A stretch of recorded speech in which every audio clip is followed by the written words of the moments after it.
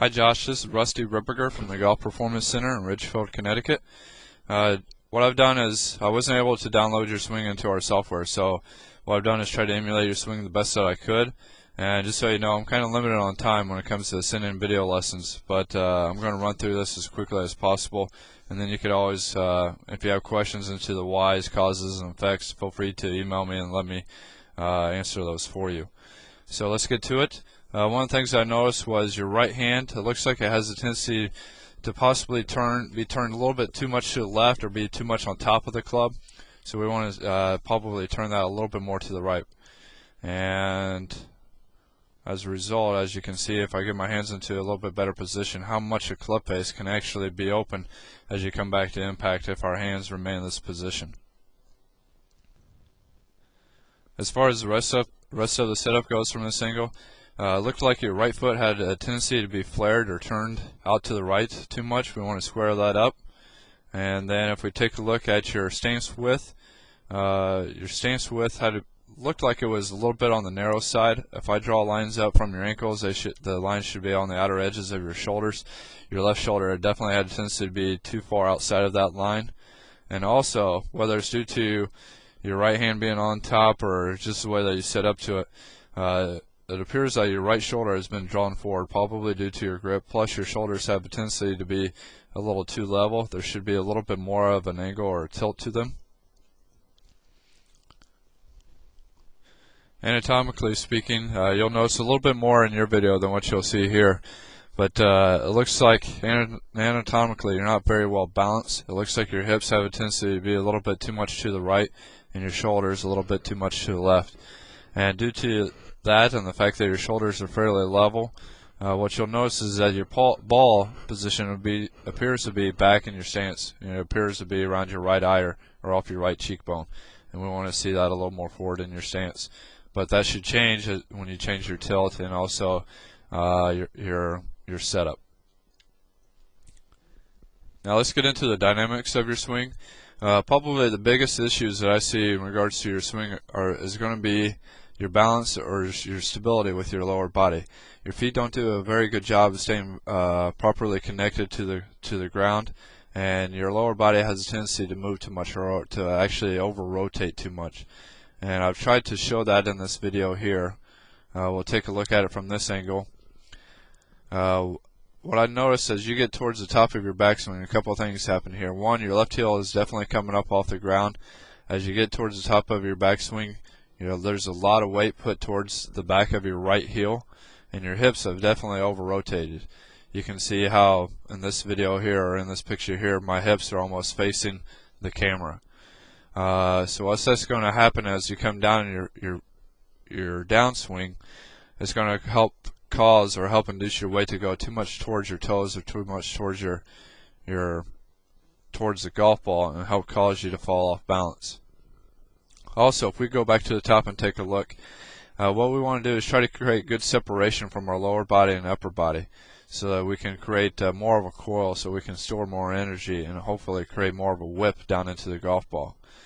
Versus what we'll see with your video, you hit it with more of what I'd say of a glancing blow. And I can see that because in your video at this point your hips are almost completely facing the target. They really haven't applied the brakes so that the hands and the arms can whip through at this point. And also, as we come into the finish, in your video when you were finishing, it looked like you had a tendency to almost fall over to the right here and fall off balance.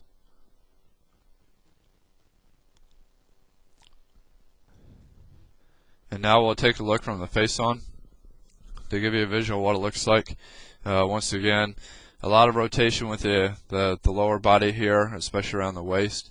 And then something else I noticed is that your head actually has a tendency to turn quite a bit in the backswing. There is going to be a little bit of movement, but yours has quite a bit. And I don't know if that's something that you've tried to do or as a result of your shoulders turning too much, or if it's possibly due to a lack of range of motion or flexibility in through your neck and also into your upper back and shoulders.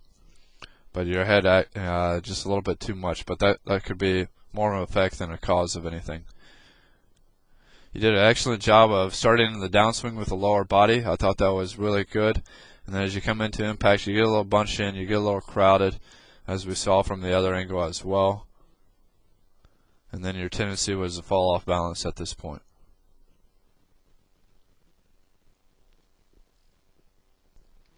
Okay, Josh, what I've done now is brought up my swing. By no means is my swing perfect or the ideal swing, but I just brought it up to help give you a visual of some of the things that I was talking about that might make it a little bit easier for you to see. For example, if we take a look at your feet here, or my feet, you can see how both of them are much more square. That's going to help me with my balance and also going to help reduce rotation, not only in the backswing but also as I come into impact. My right hand is kind of tough to tell with the glare, but it's turned a little bit more to the right than what it appears in your swing. If you look at my shoulders, there's a little bit of an angle now, just simply because my right hand is lower on the club than my left hand.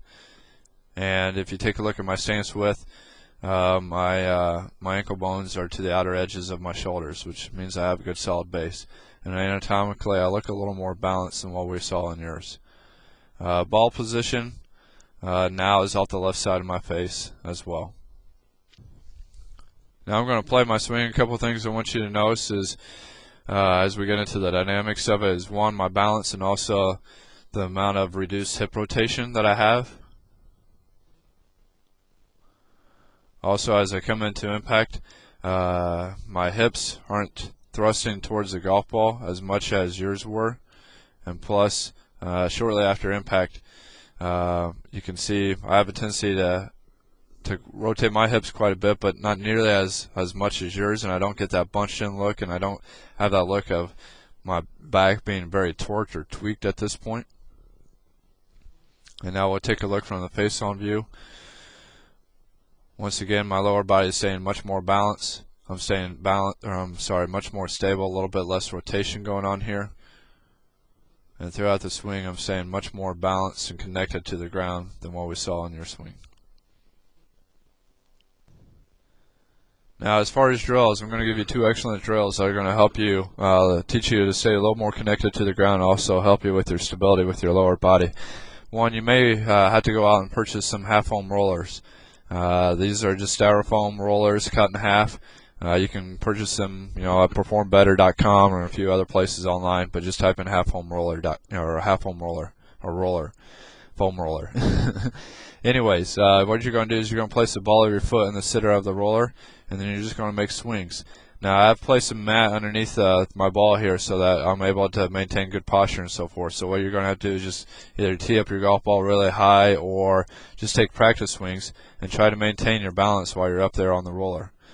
Now, as you notice, as when I go to make my swing, notice the amount of reduced hip rotation I have as well. This is going to force me to stabilize and reduce the amount of rotation I have there in my backswing. It has a much different look than what we were seeing earlier. I just want to briefly bring up the previous swing versus the swing on the half-foam rollers to show you the difference. And here's a look from the face-on view. Once again, I'm on the half-foam roller. You'll notice the reduced amount of hip rotation. Also, you may say, well, the club doesn't travel back as far. That's actually a good thing. The club doesn't have to get to parallel. Most people try to do that, and it winds up developing into too many bad habits. As I come back into impact, you can see how I have definitely a different look with my legs and also with my upper torso. So practice making some swings on the half-foam rollers, trying to maintain your balance, and I'll give you another drill. The other drill is to purchase a figure-8 board. As you can see, I'm standing on a board here that has two blue discs or black discs, and the discs actually can swivel and turn 180 degrees. And what I'm going to do is I'm going to try to make swings without moving my feet while I'm up there on the disc. And once again, it helps me really lock in my lower body. Now, these discs are fairly expensive. I think they usually run about $150. So what you may try to do is, instead of actually purchasing the disc, is this may sound a little weird and awkward, but actually on your backswing, feel like you're turning your feet to your left, and then on the downswing, feel like you're turning your feet to the right. And that'll help make you feel a little more grounded and stable. If you have any questions, send me an email, and hopefully this will help you with your golf game.